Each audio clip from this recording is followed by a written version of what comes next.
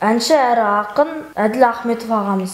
Сіз кеше Төреғали Төреәлінің ұлы дала баласы болам десең конкурсына қатысып келген екенсіз. Сол кешке барып Төреғали ағамызбен алдында ән айтып, әрқайсымыз кешке қарай жаңа мейрамханаға жинап алып өзінің әңгімелерін айтып, Нұрболат Абдуллин, Абдыжаппар Әлқожа сияқты, Серік Ибрагимов солармен кездесіп. Тыңдармандарыңыздан сыйлық алып тұрасыз ба?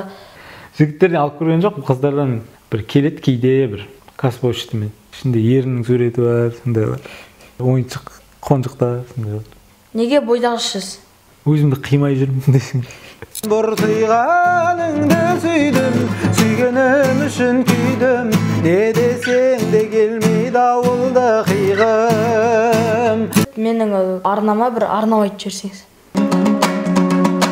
Мансұр таятқа қонып жатырғасын, ендеше барлығымыз лайық басып, басайық подписаться батырмасын айқаяқым.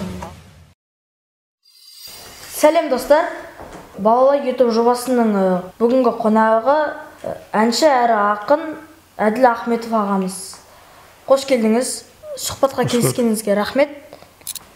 Ендеше сұхбатымызды бастайық. Бірінші сұрағым, сіз кеше Төреғали Төреәлінің ұлы дала баласы болам десең конкурсына қатысып келген екенсіз.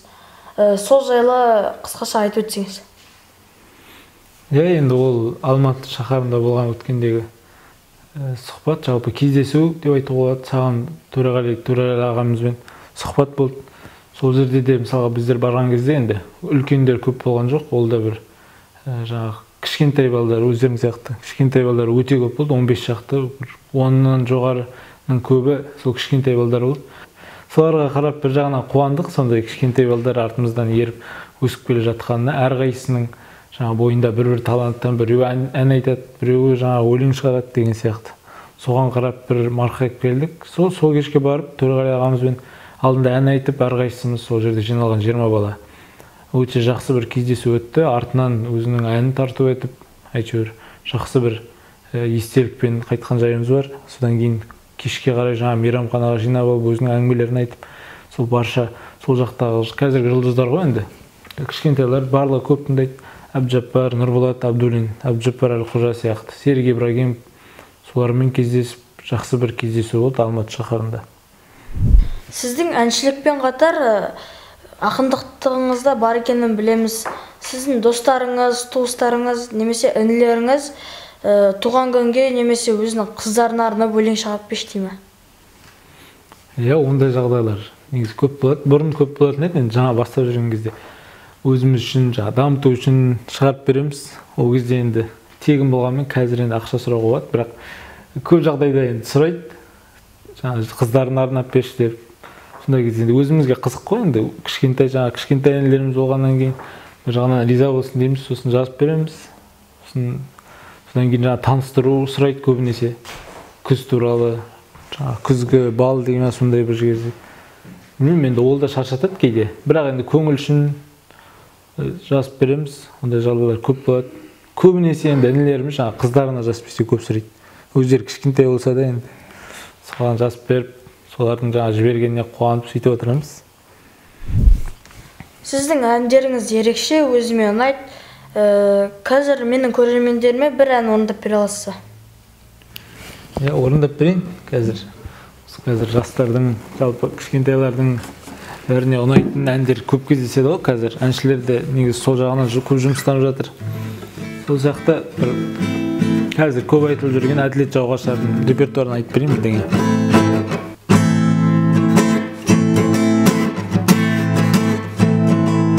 Қалағаны қалама, қаламағаны балама, шаламаған балмұздақ болғанда елдер шалама айтшы.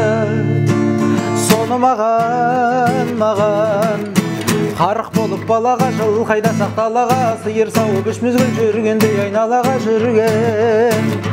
Несі жаман, бір сүйғаныңды сүйдім, сүйгенім үшін күйдім, не десең де келмейді ауылды қиғым. Сүйғаныңды сүйдім, сүйгенім үшін күйдім, иесі бөлек анам бар үйдің, иесі бөлек анам бар үйдің. рахмет. Мына домбыраңыздың сыртының өзі әдемі екен. Бұны өзіңіз жасаттыңыз ба, әлде біреудің сыйлығы ма? Бұл енді Алматы жақтан жасатқан, біздің үйдегілердің сыйлығы. Өткенде осы бір жарыстан орын алғаннан кейін осы домбыраны сайлап берейік деп сыртын. Одан бұрын чохолдар болды, бірақ осыны бір ерекше бір қап қылып алып берді. Құпия болмаса, домбыраңыздың және гитараңыздың құны қанша? Ол жасыратын ештеңесі жоқ. Ол домбыра деген баяғыда 2007 жылғы домбыра, өзім қазір ұстап жүрген. Сол 2007 жылы бір 17 мыңның айналасында сол шамада алынған домбыра негізі. Ол кезде көп ақша ғой, сендер жоқсыңдар ол кезде.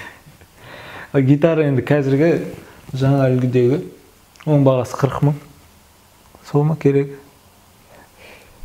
Сіз тыңдармандарыңыздан сыйлық алып тұрасыз ба? Көп бөлігі қыздардан ба, әлде жігіттерден ба? Білмеймін, мен енді соңғы рет сыйлық алған есімде жоқ, бірақ қазір жігіттерден сыйлық алған қалай болады екен? Бірақ қыздардан алсаң жеңгең ұрсады десең. Жігіттерден алып көрген жоқ, қыздардан бір келеді кейде бір каспочтымен. Ішінде ерінің суреті бар, сондай бар. Ойыншықтар, қонжықтар, сондай бар. Енді оның бір көңілі ғой, бір жағынан. Мән бермейсің. Солай қалады. Кейде алмай қалатын кездер болады, өздеріне кері жіберетін кездер болады. Сіздің ақындығыңыз бар, әншілігіңіз бар, өнерлісіз, неге бойдақшысыз? Білмеймін, ол әлі өзімді қимай жүрмін десең. Ондай білмеймін, әлі ойланған жоқпын енді. Әзірге енді өнерлі саласы бар, жаңағы ақындық бар, әншілік бар, соның бәрін енді. Білмеймін, бұрын енді үлкен ағаларымызға айтатын едік, осы қашан үйленесің? Енді өзімізге де келді осы сұрақ айналып, сендер өскеннен кейін. Білмеймін, бұйырған күні бір суббота, енді қазіргі жеңгелердің келіскен күні барып алып келемін. Әділ аға, енді блиц сұраққа кезек берейік. Домбыра ма, әлде гитара ма? Домбыра. Эстрада әншісі ме, или дәстүрлі әнші ме? Дәстүрлі әнші. Әншілік немесе ақындық? Әншілік. Алып қашу немесе құда түсу? Алып қашу. Құда түсу, дұрыс. Free Fire или Counter-Strike? Counter-Strike. Месси немесе Рональдо? Бауыржан Исламхан. Майк Тайсон немесе Рой Джонс? Тайсон. Ауыл или қала? Ауыл. Телефон или компьютер? Телефон.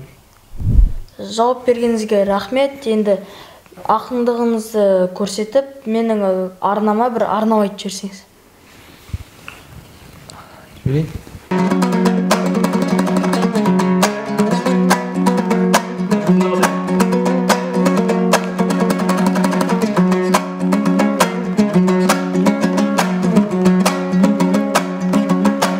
Қалайша тәтті сөзді айқай-ақау таламайық.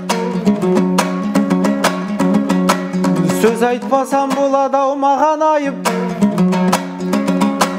Ендеше Мансұрыным айтып кеткен, сұрақты бір ендеше саралайық.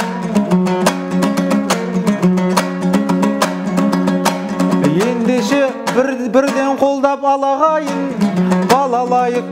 балалайық тобын бір бағалайық. Көкейіме қонатын ән болғасын, әншіге ән айту бір заң болғасын. Мансұртай мен алдыңа келіп тұрмын, тәуелсіз атып жатқан таң болғасын. Және де мен алдыңа келіп тұрмын, әрине бала тілі бал болғасын.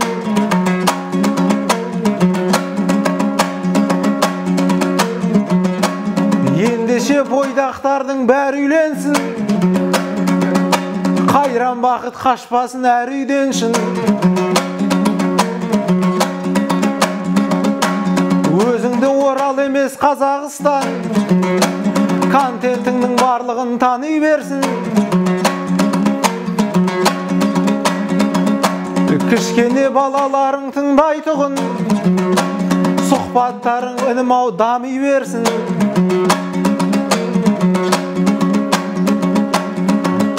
Әншілік ақындықты қатырғасын.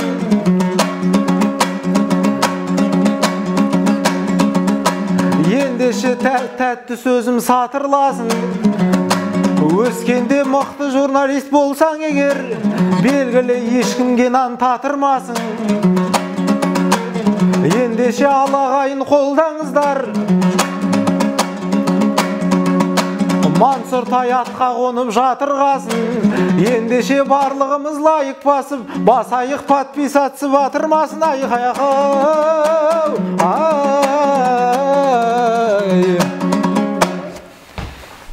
Әділ аға көп-көп рахмет осы сұхбатқа келісіп келгеніңізге. Құрметті достар, бүгінгі сұхбат ұнаса каналға тіркеліп, комментария жаздып, лайк басып кетіңіздер. Келесі сұхбатта кездескенше сау болыңыздар.